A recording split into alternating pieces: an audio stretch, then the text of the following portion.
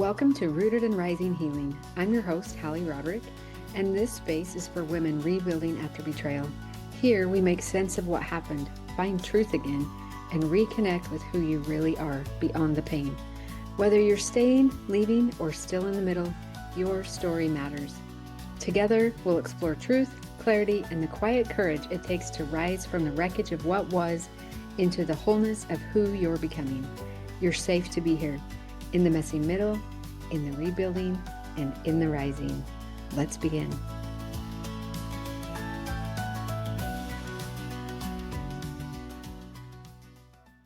If you're a mom or a daughter and you've ever felt that quiet desire for deeper connection between you, but you don't want it to feel forced or uncomfortable, I want to invite you into something really special.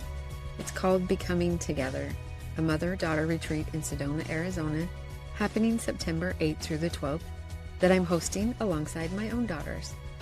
This experience is really close to our hearts because we understand that every mother-daughter relationship is unique and it's not always perfect. And this isn't about fixing anything. It's about creating a space to soften, to breathe, and to connect in your own way. Over a few beautiful days in Sedona, we'll guide you through experiences like breathwork, sound baths, mindful movement, even a vortex hike, and of course, nourishing meals. Each of us bringing our own gifts to support you, while also honoring your individual journey. There's no pressure to open up before you're ready, no expectation to be anything other than yourself, just a safe, supportive space to reconnect with yourself, with each other, and with something greater. If you feel even the smallest pull, you can find more information in the show notes, because you don't have to have a perfect relationship to begin becoming together.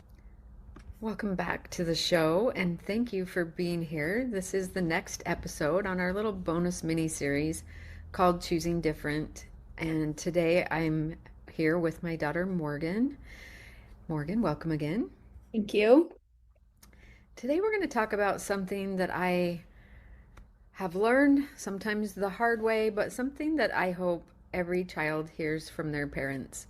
So if you're a parent listening to this, I would just invite you to be curious and just maybe see if there's anything that you can learn from our experience that would be valuable for you as you're trying to support your kids in this maybe new dynamic that you might be feeling, or maybe an old dynamic that you're experiencing in your family, and something that we've learned along the way.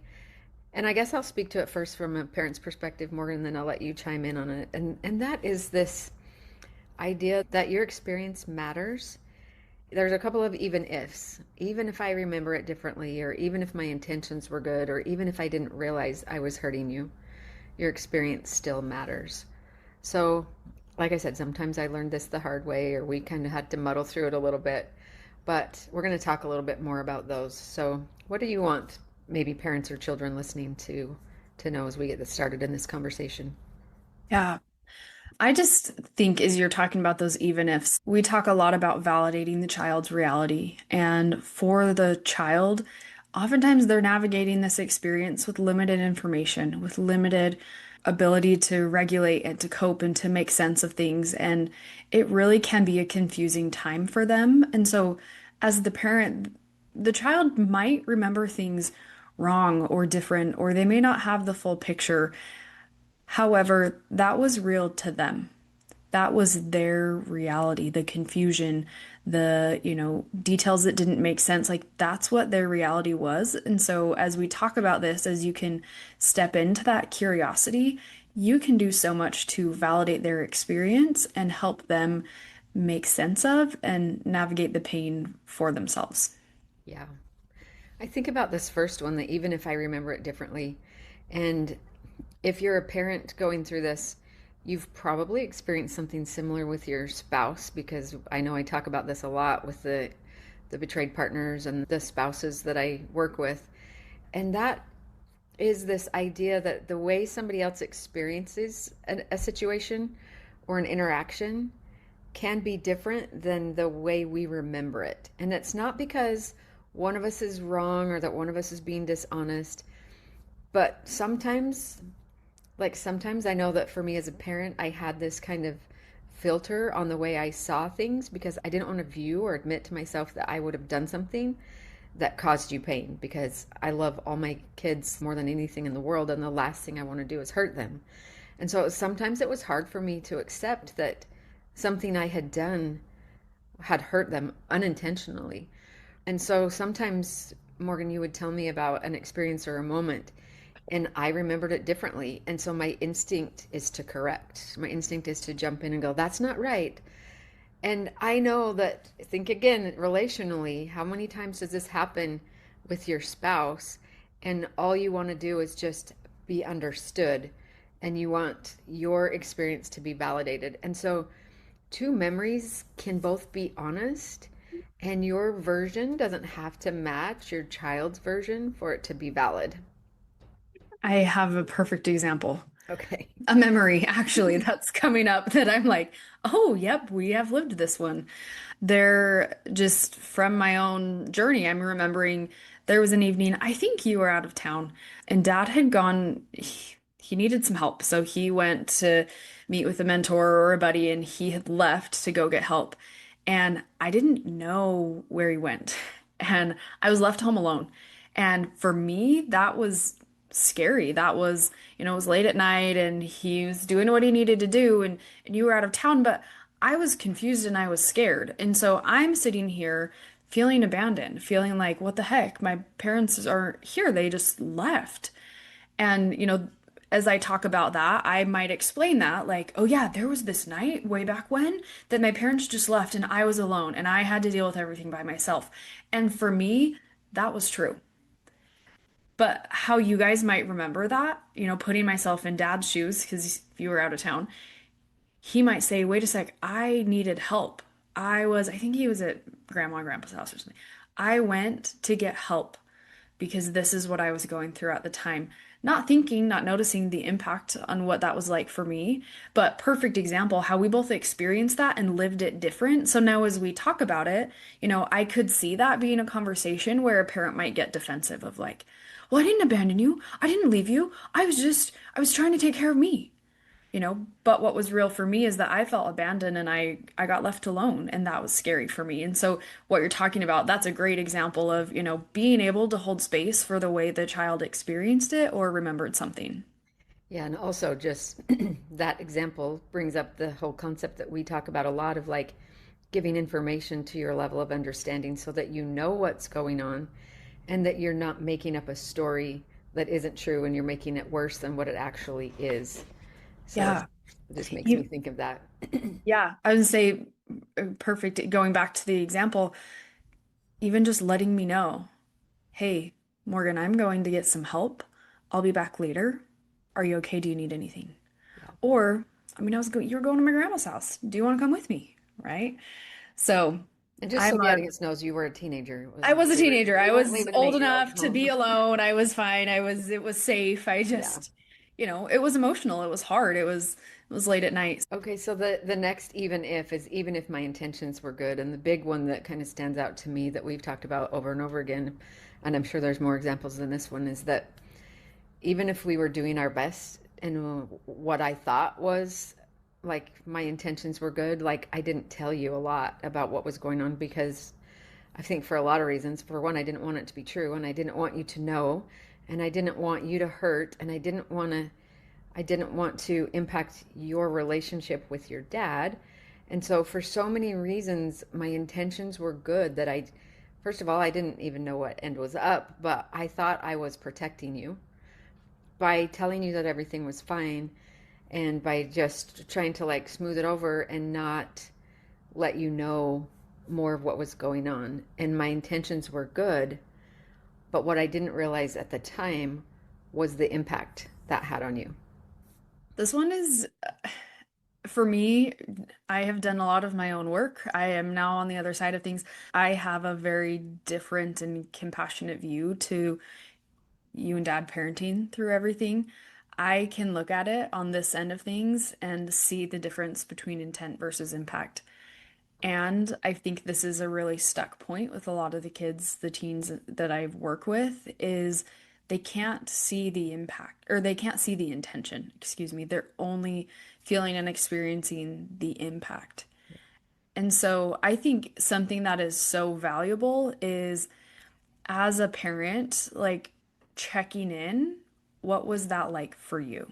Mm-hmm. When I left to go get help and you were home alone, what was that like for you? Mm-hmm. That's going to help the child start to, one, make sense of what was going on.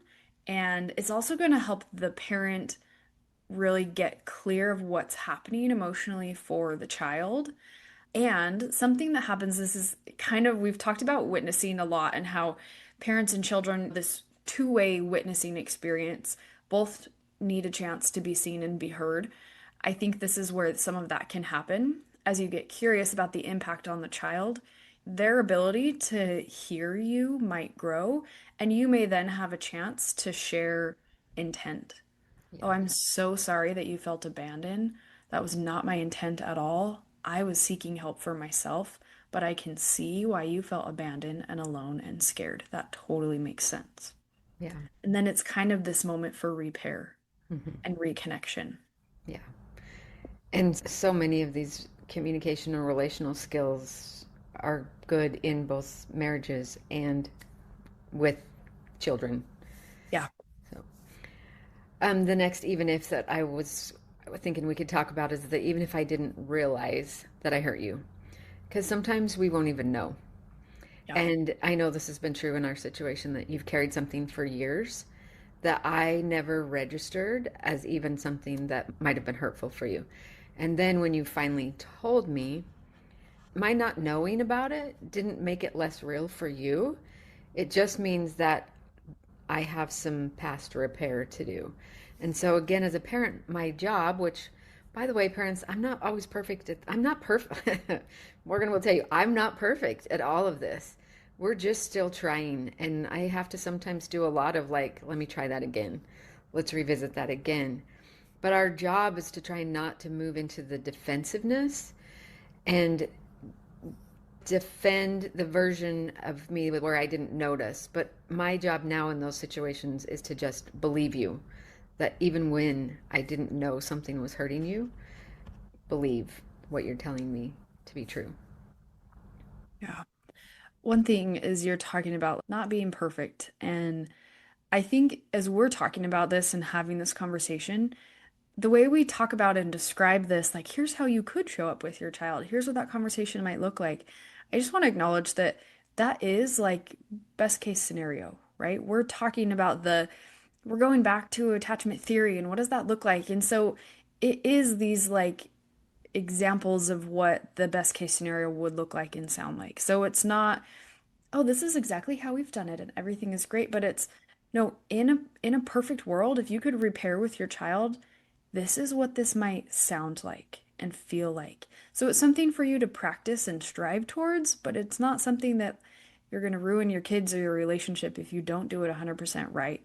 We definitely don't have all the answers and all the pieces. It's just an option. It's an opportunity. So just this is my thought there. And then commenting on the even if I didn't realize that I hurt you, just reflecting on my own journey with that. I think realizing that your kids are carrying more than they let on. So many of my clients will tell me like, "Oh, there's my parents don't know what this is like for me. My parents, I don't talk to my parents about anything. I just keep it up inside or I have my cry playlist and I listen to my sad music late at night alone in my bedroom and been there."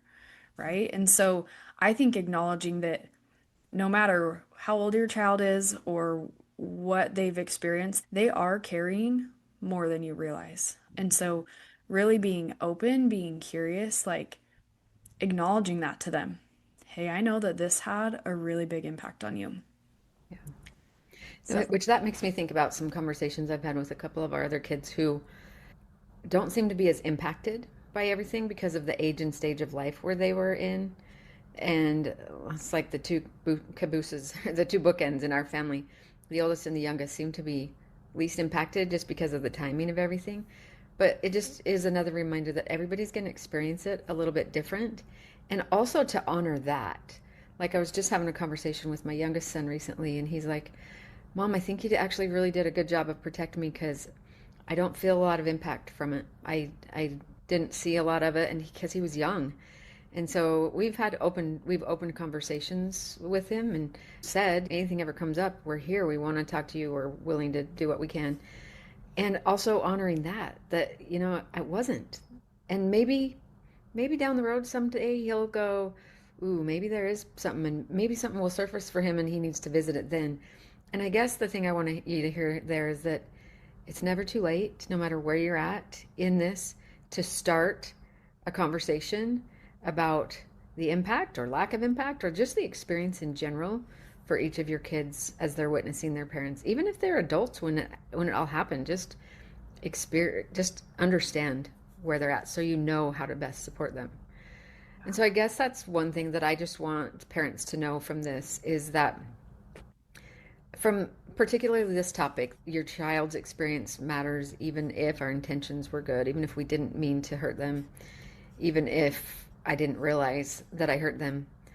That I just hope that we can have a open heart and an open mind so that our kids never have to convince us that their pain existed, that their experiences were valid, and that they can have a safe place for us to land if they need to. And you don't have to do it perfect, and you don't have to have it figured out today. But our main goal in all of this is to just bring some more awareness and start the conversations. Yeah. So, Morgan, if there is a child that's listening to this, what would you want them to know? Mm, two pieces. I think if you're listening to this and you are a betrayed child, the first thing that comes up is that, you know, even if your parents maybe aren't in a place to do this perfectly, and maybe they're not able to hold that space for you right away, let me be the one to validate that what you're going through and what you're experiencing is absolutely okay. That you don't have to fake or pretend that you aren't impacted by this, that it isn't hard, that you're not carrying things. Like, it is absolutely okay to be impacted. And it's important that you allow yourself to acknowledge that. And the other piece of that too is my second thought was just also acknowledging the courage that it takes to share this with a parent or a professional or a safe person. I think sometimes the fear of maybe not being validated or being too much or being a problem or being whatever, I think that keeps a lot of kids from opening up and sharing and talking about the impact and what they're feeling about everything. But knowing that, one, it is courageous to step into this, and the relief that you can feel on the other side of having this conversation with a parent or another trusted adult is huge. Like, just the weight off your shoulders is immense. So if you're listening to this, I encourage you to reach out. If you haven't shared your story with a trusted adult or a professional or with a parent, you know, it's okay and it's a safe thing to do, and it's going to help you in your healing just get to where you need to be even quicker. Yeah. Okay. Thanks, Morgan, for having this conversation with me today. If you're listening and you happen to be a mother who has a daughter that you've been supporting or experiencing some of this with, we would love to invite you to join us at our upcoming Becoming Together Mother Daughter Retreat that's happening September 8th through 12th, just outside of Sedona, Arizona. We're super excited about it. We have a few spots left. If you're interested in that, we'd love to have you join us. You can check the show notes for that. Also, check the show notes. We're having, if you're listening to this shortly after it was released, we have a Parenting in the Wreckage free webinar coming up. And I think we just decided we're going to start having those periodically. So you can check my website for Morgan's website in the show notes to watch for more of those to come up, or subscribe to my newsletter, and you will get links to upcoming events and things that might be beneficial for you. Also, I recently started my groups for teens and adult children. They're called Witnessed, and there's two groups, one for ages 14 to 17, one for ages 18 plus. And this is just a space for children coming from families where betrayal is present. to come and have a space to process, to find community, to learn skills, to put language to their experience, and to have a place to come and be seen and start on their healing journey. So those are rolling enrollment. You're welcome to reach out. We'll put the link in the show notes, but we meet every Thursday in the evening. Yeah. Such a great resource. I'm so excited that you've got those up and running now. So, all right. Well, check the show notes for all those links. And thanks so much for being here. And we will see you next time. Thank you for being here with me inside Rooted and Rising Healing. Remember, healing isn't a destination. It's a returning to your truth, to your voice, to the woman you were always meant to be. You have the power to rise at your own pace, in your own way. And when it feels hard, just come back to your breath and remind yourself, still I rise. If this episode spoke to you, I'd love if you shared it with another sister on the journey. And until next time, stay rooted, stay rising. You've got this.